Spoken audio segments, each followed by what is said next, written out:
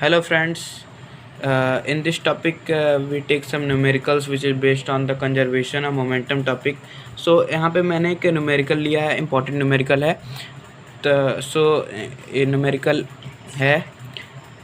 So in this question, car A of mass 1500 kg traveling at 25 meter per second collides with another car of mass 100 kg traveling at 15 meter per second in same direction. After collision, the velocity of car becomes 20 meter per second. Calculate the velocity of car B after the collision.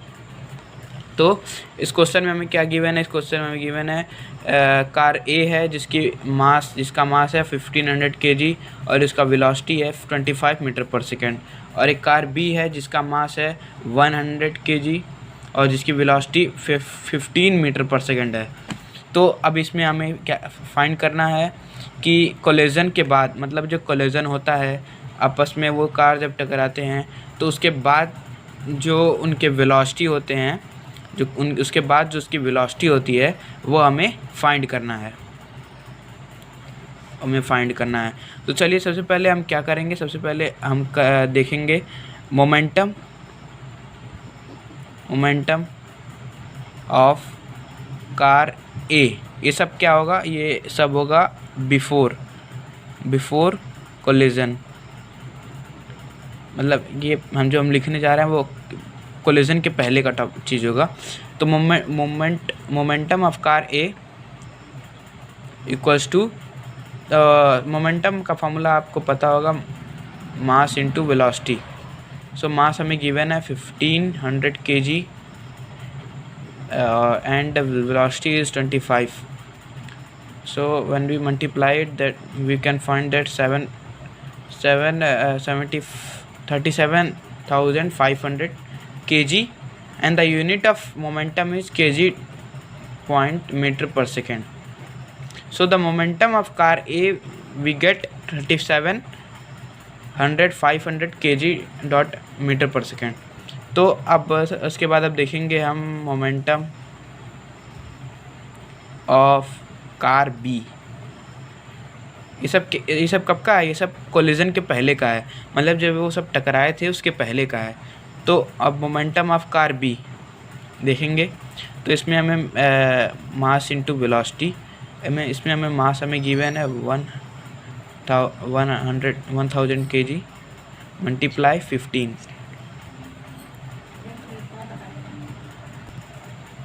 तो हमारा momentum हो गया 15,000 kg dot metre per second. इसका ये car momentum of car भी we have 15,000 kg dot metre per second. तो अब ये सब हमें क्या मिल गया? Momentum of car A and momentum of car B before the collision. अब देखा जाए आफ्टर द कोलिजन उसके क्या क्या होते हैं. आफ्टर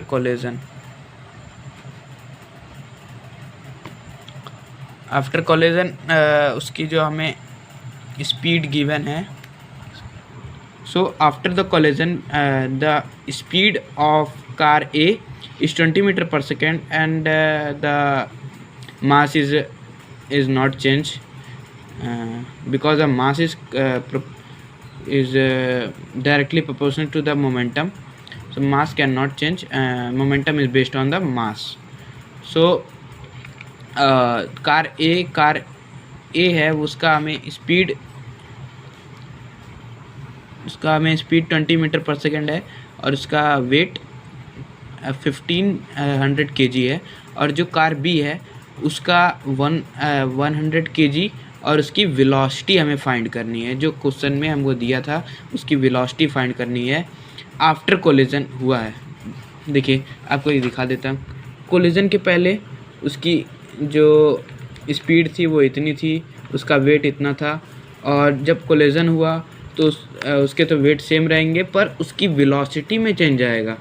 तो अब देखा जाए आफ्टर कोलिजन जो कार ए है उसकी जो मास है, कार ए की मास नहीं चेंज होगा 1500 kg, और उसकी वेलोसिटी जो है वेलोसिटी में चेंज आएगा 20 मीटर पर सेकेंड हो गया है. और कार बी उसका जो मास है 100 kg और उसकी जो वेलोसिटी है वो हमें फाइंड करनी है, यही हमें फाइंड करना है वेलोसिटी इसका। तो चलिए अब इसका मोमेंटम निकाला जाए। Momentum of car A after the collision ये हमें निकालना है। चलिए निकाला जाए। तो सबसे पहले momentum equals to P equals to M into V. तो मोमेंटम हमें कितना मास हमें गिवन है 1500 multiply 20 30,000 kg dot metre per second. ये हमें कार ए का मोमेंटम हमें मिल गया। अब कार बी को देखा जाए तो इसका जो मास था वो था 1000 kg और इसकी जो वेलोसिटी है वही नहीं हमें फाइंड करनी है। तो P equals to M into V, ये formula P equals to 1000 multiply V हमें नहीं फाइंड है तो वी कैसे रख देते हैं 1000 वी। ये हमें क्या मिल गया, कार बी का momentum of car B after collision. तो अब हम क्या अकॉर्डिंग टू, तो थोड़ा ये बड़ा हो गया है न्यूमेरिकल, इसके लिए मैं सॉरी मांगता हूँ क्योंकि ये क्वेश्चन ही बड़ा है। तो अकॉर्डिंग टू, अरे बहुत ही इम्पोर्टेंट क्वेश्चन है, आपके पेपर में भी आ सकता है। तो अब according to conservation of momentum,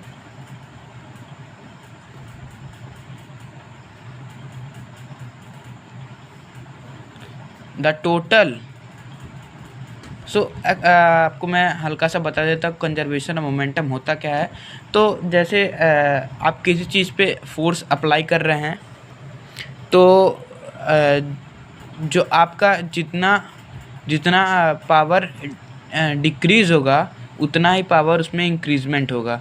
जैसे एक ट्रक मान लीजिए जो मूव कर रहा है, वो जा कर के एक ट्रक मान लीजिए जो मूव कर रहा है वो जा कर के एक कार से टकराता है जो रेस्ट पे है।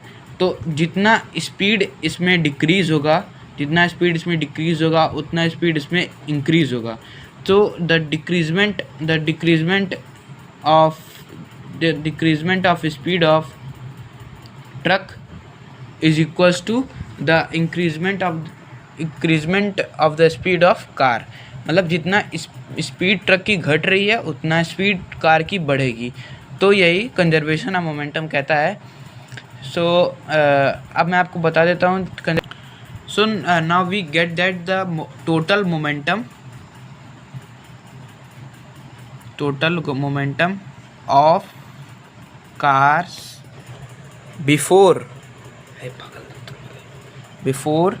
The collision is equals to the total momentum of cars after the collision।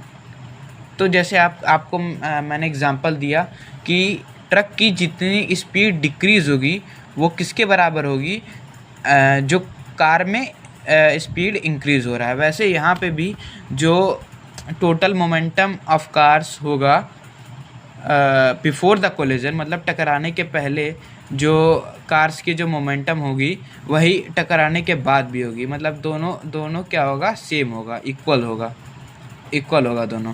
तो अब हमें क्या मिल गया था, टोटल मोमेंटम। चलिए निकाला जाए।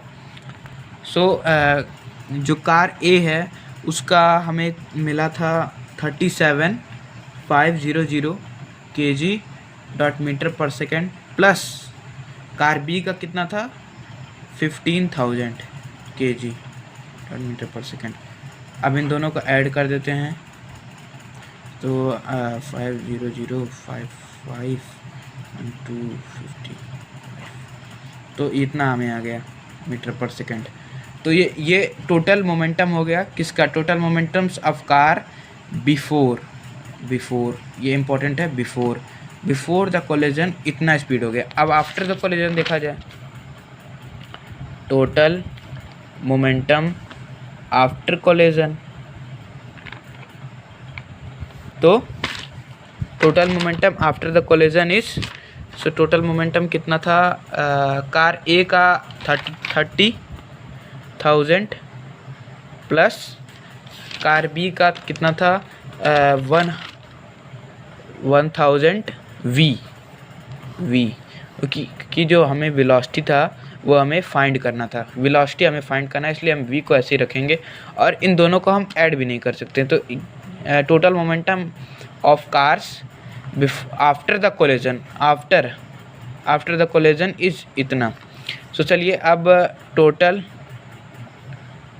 Momentum before equals to total momentum after, इस दोनों को आपस में रखा आमने सामने रख किया जाए। अब 5 to 500 equals to 30,000 plus 1000 we.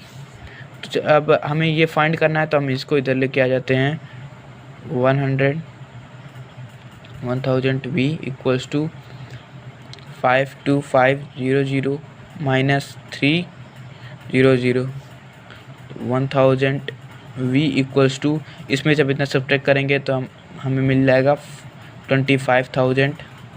सो इन दोनों को जब सब्ट्रैक्ट करेंगे तो हमें इतना मिल गया metre KG dot metre per second. सो अब हमें ये v फाइंड करना है, तो v इक्वल्स टू, अब ये फाइनल स्टेप है हम लोग का, final step v equals to 2 इतना upon 1000, so 22.5 meter per second. So ये क्वेश्चन ओवर हो गया। सो अब हमें क्या मिल गया, वेलोसिटी। अब वेलोसिटी हमें मिल गया 22.5 मीटर पर सेकेंड। किसका वेलोसिटी है ये वेलोसिटी है कार बी का आफ्टर द कोलिजन, जो हमें फाइंड करना था। इसमें हमें क्या फाइंड करना था, calculate the velocity of car after the collision. तो आफ्टर द कोलिजन, अब चलिए मैं आपको फिर से रिकॉल करा देता हूँ क्या क्या हम लोगों ने किया है। कार ए की जो मास है वो इतना है, वेलोसिटी उसका इतना है। कार बी का जो मास है वो 1000 kg है और इसकी वेलोसिटी इतनी है।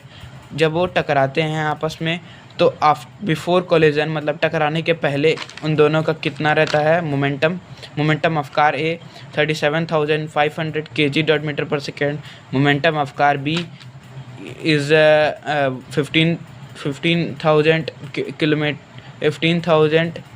kg dot metre per second.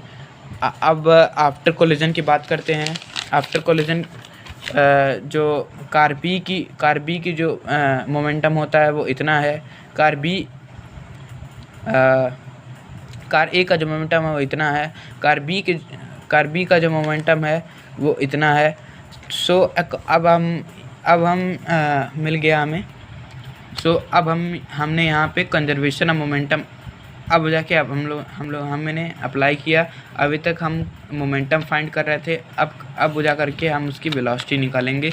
So according to conservation of momentum, the total momentum of cars before the collision is equals to the total momentum of car after the collision, because in the case of conservation momentum the increasement in things is equal to the decreasement in things, like you can apply a force on a thing and the force which you apply on that is equals to the force absorbed by the thing. So this is according to the conservation of momentum. And I also give you example of truck and car. So when we add the total momentum before the collision is equals to total momentum after the collision, we get the answer that velocity velocity of car B after collision is equals 22.5 meter per second. So जो उसकी car B की तो car B की जो यहाँ पे velocity हमें question mark की गई है, उसकी वेलोसिटी हमें कितनी होगी बताइए आप लोग, 22.5 meter per second. So I hope आपको ये क्वेश्चन समझ में आया होगा। फिर से मैं आपको बता देता हूँ क्वेश्चन क्या है। ऐसा आपको बता देता हूँ, बहुत इंपॉर्टेंट क्वेश्चन है, आपके पेपर में आएगा।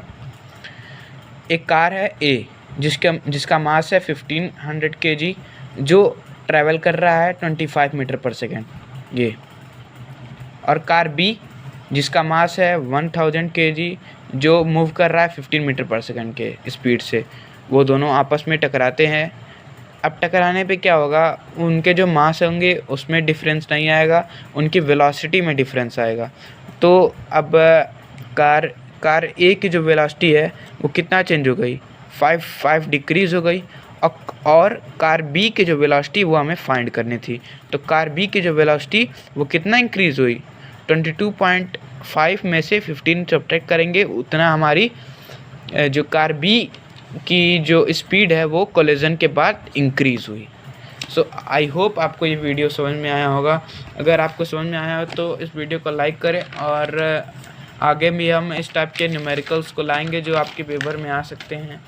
सो होप सो आपको अच्छे से समझ में आ गया होगा कंजर्वेशन ऑफ मोमेंटम। ये मेरी फर्स्ट वीडियो है इस टाइप की। सो अगर आपको कुछ इसमें कमियां हो दिखी तो उससे कमेंट सेक्शन में बताइएगा। Thank you.